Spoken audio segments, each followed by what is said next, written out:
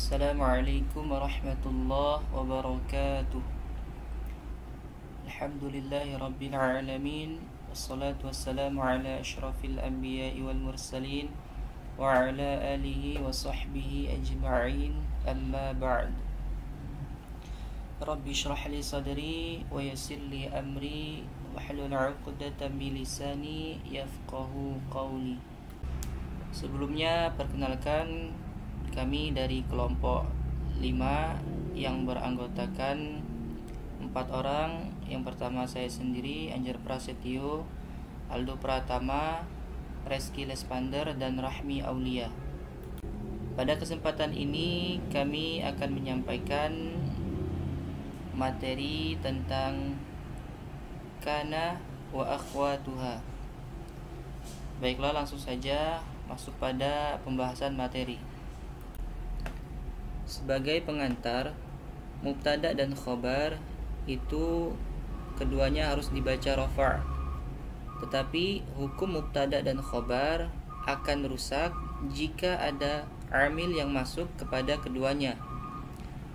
Amil ini biasa disebut dengan amil nawasikh atau amil yang menghapus atau merusak tatanan hukum mubtada dan khobar.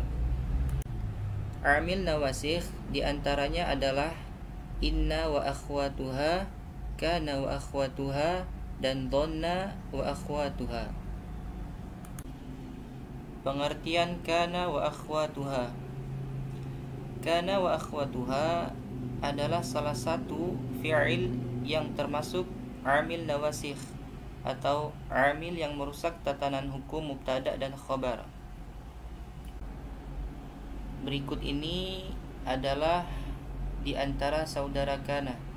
Yang pertama, laisa artinya bukan, bata artinya mengerjakan sesuatu di waktu malam, asbaha artinya mengerjakan sesuatu di waktu pagi, ad-duha artinya mengerjakan sesuatu di waktu duha, madama artinya senantiasa, mazala artinya masih, dan sara artinya berubah.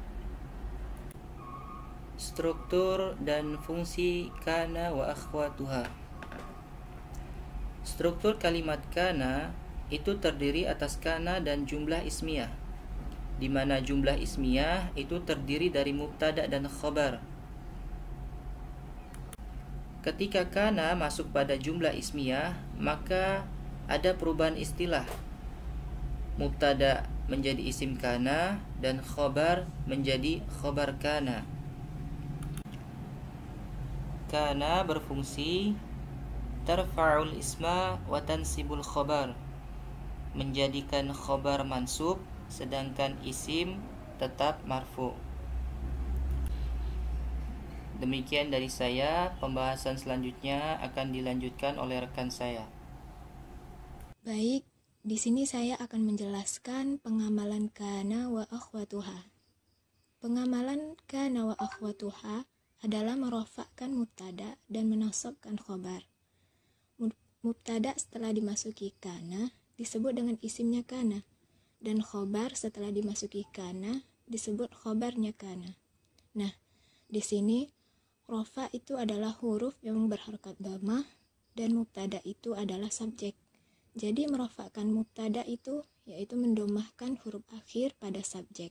Contohnya Muhammadun, Zaidun. Lalu nasab itu adalah huruf yang berharokat fathah dan khobar adalah keterangan dari mubtada atau subjek.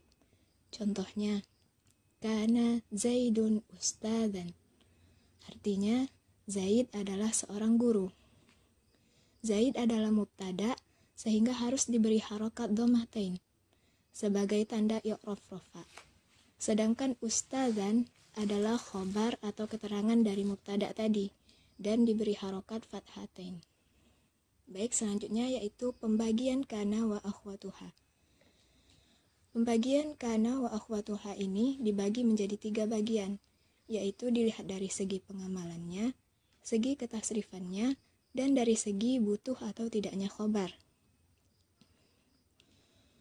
Untuk penjelasan lebih detail mengenai pembagian kana wa akhwatuha, akan disampaikan oleh presentator selanjutnya. Bismillahirrahmanirrahim. Assalamualaikum warahmatullahi wabarakatuh. Baiklah, langsung saja saya di sini akan melanjutkan presentasi dari kelompok kami, yaitu tentang kana wa akhwatuha.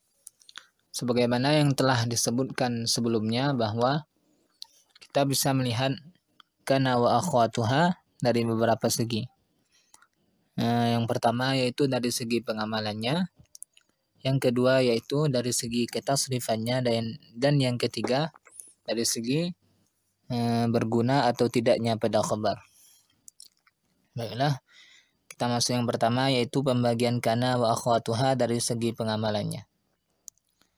Pembagian kana wa akhwatuha dari segi pengamalannya dibagi menjadi 3 bahagian. Yang pertama yaitu fa'il yang dapat mengamalkan dengan tanpa syarat. Yang kedua yaitu fa'il yang mengamalkan dengan syarat didahului nafi atau syibhul nafi, atau disebut juga dengan nahi dalam doa.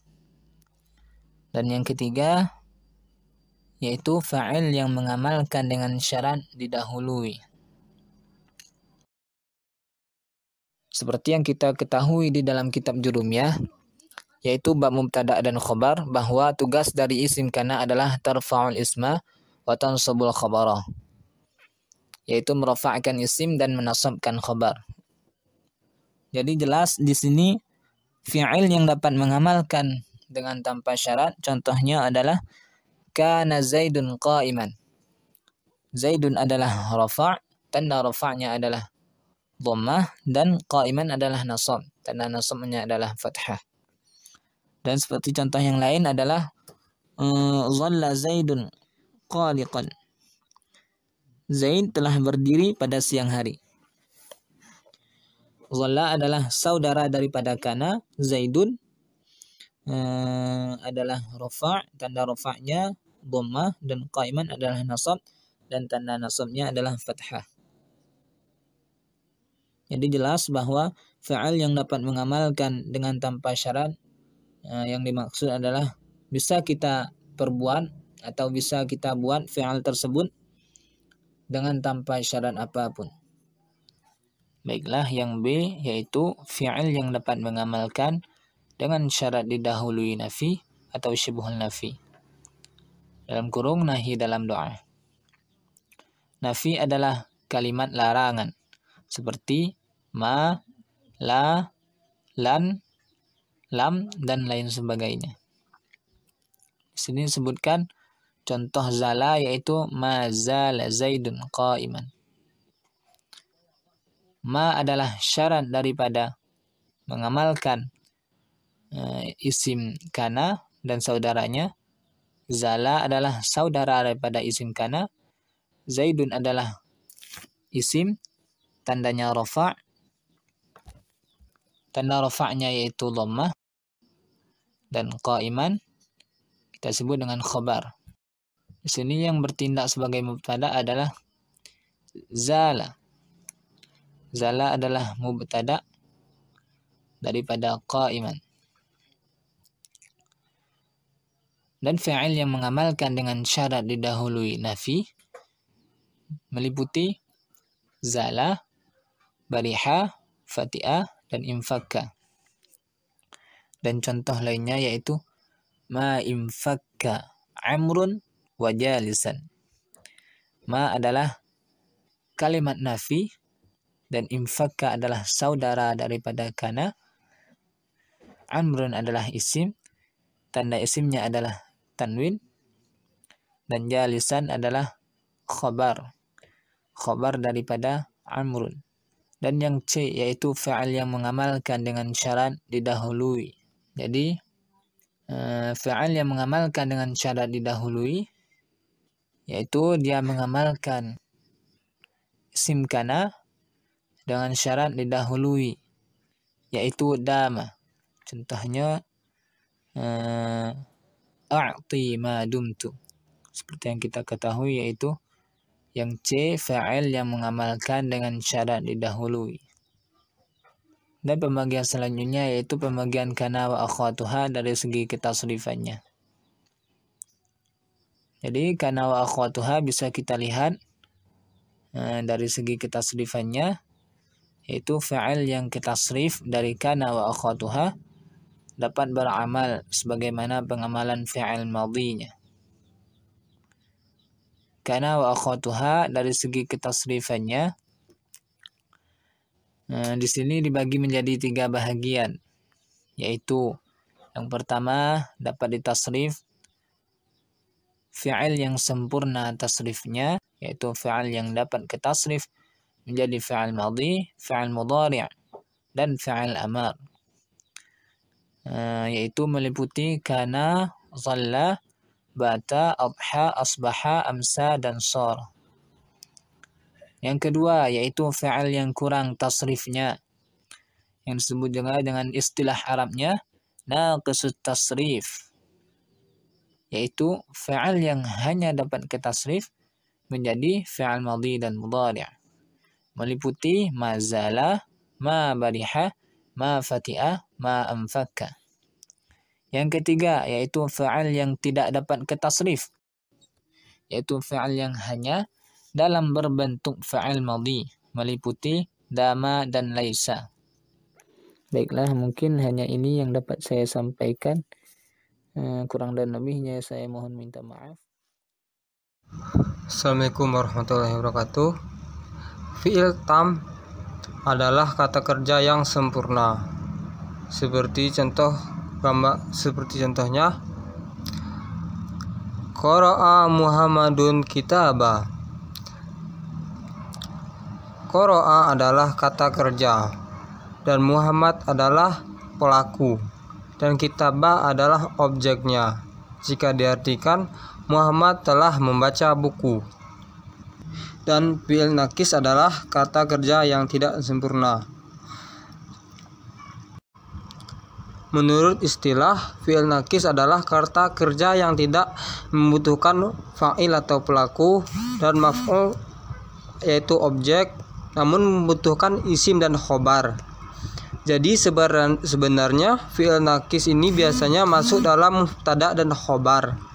Setelah fi'il nakis ini masuk pada susunan mubtada dan khobar, maka istilah mubtada akan berubah menjadi isim, sedangkan khobar tetap sama. Maka dari itu pengertian nakis adalah fi'il yang membutuhkan isim, yang awalnya adalah mubtada dan khobar. Karena fi'il ini masuk dalam mubtada dan khobar, sehingga fi'il tersebut merofakkan mubtada karena disamakan dengan fa'ilnya atau pelaku, dan menasabkan khobar karena disamakan dengan objeknya. Contohnya Zaidun Hashidun. Zaid sebagai mubtada dan nasitun sebagai khobarnya jika diartikan Zaid rajin. Lalu menjadi ashaba Zaidun nasitan. Ashaba menjadi nakisnya dan Zaid menjadi isimnya, dan nasitan menjadi khobarnya jika diartikan Zaid menjadi rajin. Dari contoh tersebut, fi'il nakis yang hanya bersandi dengan isim itu menjadi tidak sempurna karena kurang khobar. Maka dari itu khobar yang dibaca nasab menjadi mubdah atau pokok. Jadi dapat disimpulkan bahwa kana wa akhwatuha adalah salah satu fi'il yang termasuk amil nawasikh atau amil yang merusak tatanan hukum mubtada dan khobar. Ketika kana dan saudaranya masuk pada jumlah ismiyah, maka ada perubahan istilah. Mubtada menjadi isim kana dan khobar menjadi khobar kana.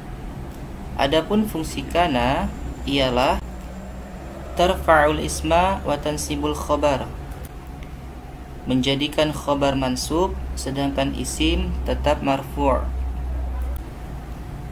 Itulah yang dapat kami sampaikan. Saya Anjar Prasetyo mewakili rekan-rekan saya Aldo Pratama, Reski Lespander, dan Rahmi Aulia Kami mohon maaf jika terdapat kesalahan, kekeliruan, atau bahkan ketidaksesuaian dalam penyampaian materi. Demikian, mohon maaf atas segala kekurangan. Saya akhiri dengan subhanakallahumma wa bihamdik, asyhadu an la ilaha illa ant, astaghfiruka wa atubu ilaik.